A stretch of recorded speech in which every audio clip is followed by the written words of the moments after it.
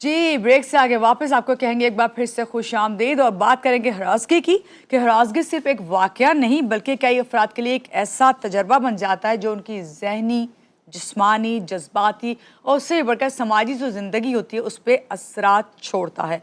ऐसे में जब कोई मुतासरा शख्स इंसाफ के लिए आगे बढ़ने का फैसला करता है तो उसके सामने सिर्फ एक शिकायत दर्ज कराना ही चैलेंज नहीं होता बल्कि उसके साथ साथ उसके पास कानूनी कार्रवाइयाँ करना, शवाहिद, बार बार के बयानात और उससे भी ज़्यादा अदालती पेशियाँ और माशरती दबाव भी इस सफ़र का हिस्सा बनते जाते हैं जो उसके जहन पे बहुत बुरा असर डालते हैं। दूसरी जानिब एक अहम सवाल ये है कि कानून किस तरीके से इस बात को यकीनी बनाता है कि किसी बेगुनाह पर अगर झूठा इल्ज़ाम ना लगे और हकीकी जो मुतासा फ़र्द है उस जो को बर वक्त इंसाफ भी मिल सके। ये हमारा कानून इस हवाले से क्या कहता है और अगर वाकई किसी को हरासगी का निशाना बनाया जाता है तो उसको सबसे पहले क्या स्टेप लेना होता है, इस हवाले से जानेंगे। हमारे साथ जो गेस्ट है पहले उनका तारुफ आपसे कराएंगे। हमारे साथ मौजूद है आमिर जमील ब्रिक्स साहब, सुप्रीम कोर्ट के एडवोकेट हैं। जब भी आते हैं हमेशा ये बता के जाते हैं कि हमें कानून की किस तरह मदद मिल सकती है या हमें कौन से स्टेप्स उठाने चाहिए।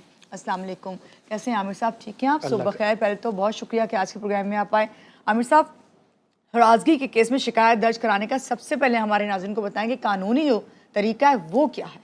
देखिए, अगर कोई हैरेसमेंट क्रिएट हो रही है या हरासगी हो रही है तो उसका सबसे पहला वे है कि मुतल्लिका थाने में जाके एफआईआर लॉन्च करवाएं, 154 का सीआरपीसी का स्टेटमेंट रिकॉर्ड करवाएं और वो देखे जाएगा कि ये दस्तंदाजी कॉग्निजेबल ऑफेंस है या नॉन कॉग्निजेबल ऑफेंस है।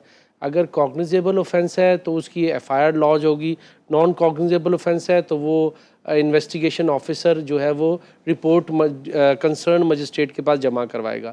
फर्स्ट ऑप्शन ये है। अगर ये ऑप्शन नहीं होता, थाना आपकी नहीं सुनता या कुछ और प्रॉब्लम्स होती है तो सेकंड वे में आप 22A में जा सकते हैं, 28 22A 22B में जा सकते हैं बिफोर सेशन जज। सेशन जज के पास जस्टिस ऑफ पीस की पावर्स होती हैं, वो ऑर्डर कर सकते हैं कंसर्न थाने को कि इनकी एफआईआर लॉन्च की जाए। और अगर आप हरासगी के यहाँ भी नहीं जाना चाहते तो थर्ड फोरम मोहतसब आला है, हैरेसमेंट के मोहतसब आला मौजूद है। आप वहाँ एक एप्लीकेशन के ज़रिए अपनी कंप्लेन लॉन्च करवा सकते हैं। सही, कौन कौन से मराहल से गुजरना पड़ता है? क्योंकि जिस तरह अभी मैं बता रही थी कि बहुत सारे मसले मसाइल लोग खाली कहते हैं कि हमें खाली एफआईआर नहीं दर्ज करानी थी, उसके बाद बहुत सारे और भी मराहल होते हैं जिनसे गुजरना पड़ता है, तो उसको किस तरीके से लेके चलें? देखिए, कानून में सेक्शन मौजूद है 506 से अगर आप किसी को थ्रेट करते हैं, हैरेस करते हैं तो 506 है जिसका आपको पता है। 507 पीपीसी ये कहता है कि आपको पता नहीं है कि थ्रेट कौन कर रहा है, तो आप 507 पीपीसी में एफआईआर लॉन्च करवा सकते हैं। इसी तरीके से सेक्शंस जो हैं वो हमें आर्टिकल 4 है वो हमें तहफ़्फ़ुज़ देता है आईन पाकिस्तान का, आर्टिकल 14 है, आर्टिकल 25 है, तो सब चीज़ें कानून मौजूद है। इम्प्लीमेंटेशंस के लिए ज़ाहिर है आपको कानून को हरकत में लाने के लिए स्टेप इनिशिएट करना पड़ेगा। आपको एफआईआर लॉन्च करवानी पड़ेगी, कंसर्न मजिस्ट्रेट के पास एप्लीकेशन देनी पड़ेगी या सेशन जस्टिस ऑफ पीस के पास आपको पिटीशन फाइल करनी पड़ेगी।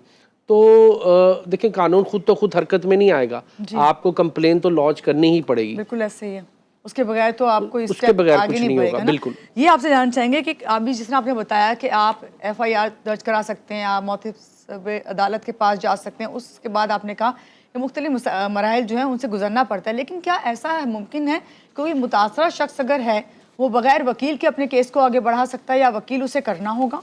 नहीं, देखें, आप अगर थाना परसू करते हैं, आप एप्लीकेशन अगर कंसर्न एसएचओ को देते हैं तो आपको किसी लॉयर की ज़रूरत नहीं है, आप डायरेक्ट जा सकते हैं। इसी तरीके से अगर आप को हैरेसमेंट हो रही है या हरासगी हो रही है, उसका मौतसब आला है, वहाँ भी किसी लॉयर की ज़रूरत नहीं, आप डायरेक्टली भी अप्रोच कर सकते हैं।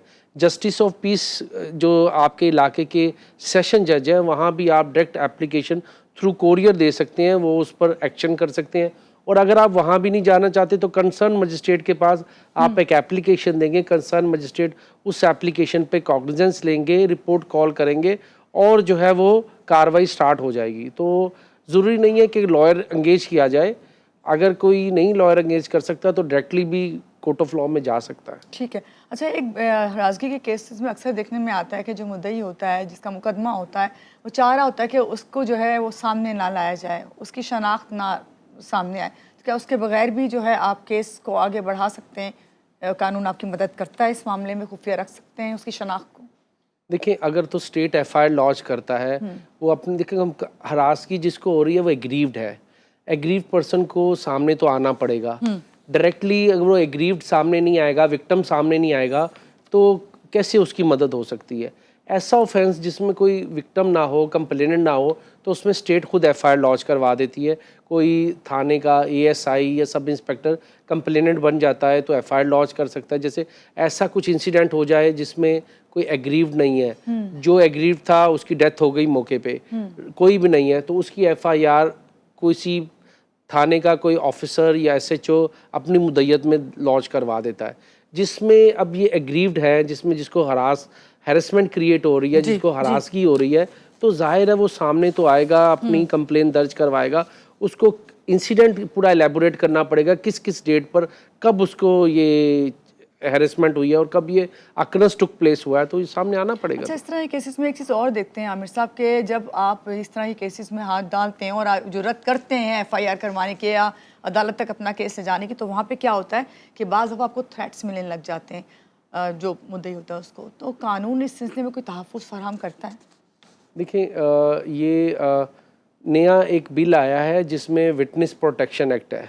ठीक है। उसमें विटनेसेस को प्रोटेक्शन दी जाती है, उनको तहफ़्फ़ुज़ दिया जाता है, और जो इन्वेस्टिगेशन ऑफिसर होता है उनको वो जो है घर तक भी छोड़ के आता है और स्क्वाड भी फराहम करता है ताकि इनको कोई वो ना हो। दूसरा, अब जो लेटेस्ट टेक्नोलॉजी आ गई है, अगर जिनको हैरेसमेंट है, जो नई कोर्ट ऑफ लॉ में आना चाहते, वो एक एप्लीकेशन देते हैं कि जी हमारा थ्रू स्काइप या हमारा थ्रू सोशल मीडिया या व्हाट्सएप जैसे भी है, हमें वीडियो कॉल पे हम स्टेटमेंट रिकॉर्ड, तो कोर्ट उस पर भी स्टेटमेंट रिकॉर्ड कर लेती है। अच्छा, एक चीज़ और भी देखने में आती है कि जब आपका केस अदालत में होता है तो बार बार जो है क्रॉस एग्जामिनेशन जो की जाती है कानूनी कार्रवाई करने के लिए, तो उससे जो आप इस वक्त विटनेस हुआ होता है, जिससे इफेक्ट हुआ होता है, उसके ऊपर जो है उसके जहन पे बहुत असर होता है। तो क्या अदालत जो है मुतासर फ़र्द की जो जहनी कैफियत है उसको ख्याल रखती है, मद्देनज़र रखती है? देखिए, क्रॉस एग्जामिनेशन में कोर्ट पहले तो ये देखती है कि ये कॉम्पिटेंट विटनेस है या नहीं है। अच्छा। आर्टिकल कानून शहादत का है कि पहले कोर्ट उसको एग्जामिन करती है, ये फिट है, मेंटली फिट है, ये एविडेंस दे सकता है या नहीं दे सकता। अगर ऐसी कोई चीज़ होती है जिसमें कोर्ट देखती है कि ये फिट नहीं है, ये फातरुल अकल है, या ये कॉम्पिटेंट विटनेस नहीं है, तो कोर्ट उसकी एविडेंस रिकॉर्ड नहीं करती। तो देखें, बच्चा छोटा भी होता है, बाज़-औक़ात आपने देखा होगा केसेस में कि छोटे बच्चे की 8 साल के बच्चे की, 7 साल के बच्चे की भी एविडेंस जो है वो कॉम्पिटेंट समझ जाती है, क्योंकि कोर्ट उसको पहले टेस्टिफाई करती है कि ये विटनेस जो है ये कैपेबल है या नहीं है। बच्चे से पूछा जाता है कि आप कहाँ खड़े हैं, मैं कौन हूँ, आप किस केस में आए हैं। तो बच्चा जब उसको प्रॉपर्ली उसको जवाब देता है, प्रॉपर्ली अदालत के तमाम सवालों के अच्छा जवाब देता है और समझता है, तो कोर्ट उसको जो है वो विटनेस जो है वो कॉम्पिटेंट विटनेस समझती है कि इसकी एविडेंस जो है वो कॉम्पिटेंट है। ठीक है, जो ऐसे मुकदमात होते हैं उसको अदालत जल्द निपटाने के लिए क्या स्टेप लेती है? देखिए, जल्द निपटाने के लिए अदालत यही स्टेप लेती है कि जल्दी से जल्दी PWs कॉल करती है, विटनेसेस कॉल करती है कि विटनेसेस की एविडेंस चलाई जाए, ताकि जो है वो चीज़ें सामने आई जाएं। प्रोसिक्यूशन, देखिए हमारे यहाँ प्रॉब्लम ये है कि प्रोसिक्यूशन बिल्कुल अपनी काम प्रॉपर तरीके से नहीं करती। इन्वेस्टिगेशन में डेंट एंड फ्लॉज छोड़ देती है, लेक्यूना छोड़ देती है, उसका बेनिफिट्स जो है वो एक्यूज़ को मिलता है। सिंगल डाउट भी जो होता है वो एक्यूज़ को बेनिफिट जाता है।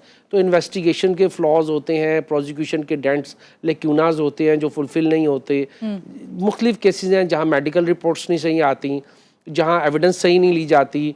अच्छा, जहाँ वो विटनेसेस ली जाते हैं वो विटनेसेस भी क्लोज रिलेटिव्स होते हैं, आउटसाइड के विटनेसेस नहीं ले जाते हैं।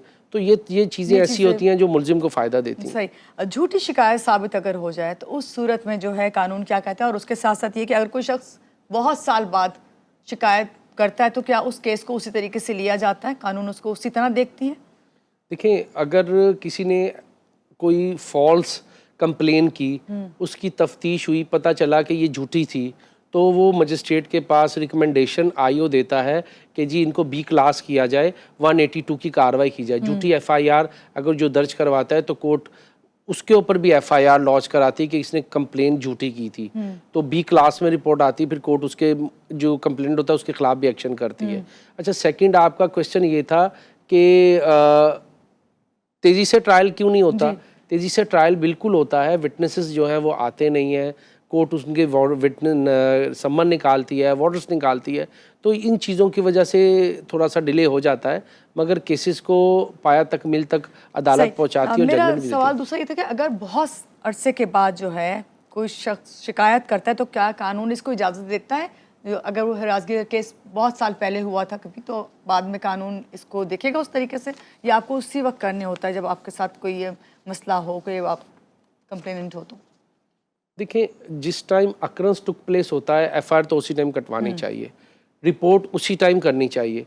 आप अगर अक्रंस 5 साल पहले हुआ और एफआईआर लॉन्च तो हो जाती है, मगर आपको एक्सप्लेन करता है why you remain silent for such a long time, आप इतना अरसा क्यों खामोश थे, वो आपको जस्टिफिकेशन कोर्ट में देनी पड़ती है।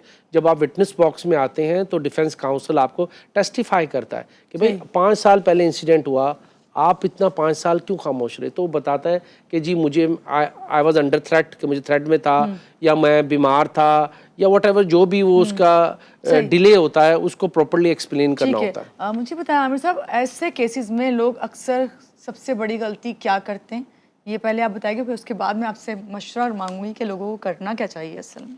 देखिए, ऐसे केसेस में सबसे पहली गलती ये होती है कि जैसे अक्रंस टुक प्लेस होता है, जैसे वाकया होता है, फौरन उसकी रिपोर्ट दर्ज करवानी चाहिए। सही, एक सिंगल मिनट डरना नहीं चाहिए, एक सिंगल मिनट भी वेस्ट किए बगैर उस वाकये को रिपोर्ट करना चाहिए। रिपोर्ट नहीं कर सकते तो उसकी एक एप्लीकेशन भिजवा देनी चाहिए, ताकि कल को जो ये परेशानी नहीं होती कि जी आपने उस टाइम पर क्यों नहीं एप्लीकेशन दी थी। केस भी आपका स्ट्रांग होता है, केस भी स्ट्रांग होता है। सेकंड के जी सोसाइटी में डेटरेंस क्रिएट करने के लिए हमें ये चीज़ें रिपोर्ट करनी चाहिए, अपने फ़ायदे के लिए, दूसरों के फ़ायदे के लिए, सोसाइटी के फ़ायदे के लिए फ्रंट पर आना चाहिए। अगर आप ये चीज़ें बर्दाश्त करेंगे तो ये जो है वो जालिम का और वो बढ़ता जाएगा, जुल्म और बढ़ता जाएगा, तो हमें चीज़ें रिपोर्ट करनी चाहिए। कानूनी मशवरा सिर्फ एक दिएगा? कानूनी मशवरा यही है कि आपके प्रोग्राम के ज़रिए से मैं यही कहूँगा कि कोई अगर किसी के साथ कोई वाक़या होता है, कुछ होता है, तो वो उसकी रिपोर्ट दर्ज करवाए, वो उसको जो है वो रिड्यूस इन राइटिंग में लेके आए, और अगर कुछ नहीं कर सकता तो एक एप्लीकेशन तो लाजमी उस वाक़े की कंसर्न पुलिस स्टेशन में दें जी, सेफ साइड के लिए। बहुत शुक्रिया आपका आज के प्रोग्राम में आने के लिए, और यहाँ लेंगे एक छोटी सी ब्रेक के बाद वापस आते हैं, रहिएगा हमारे साथ।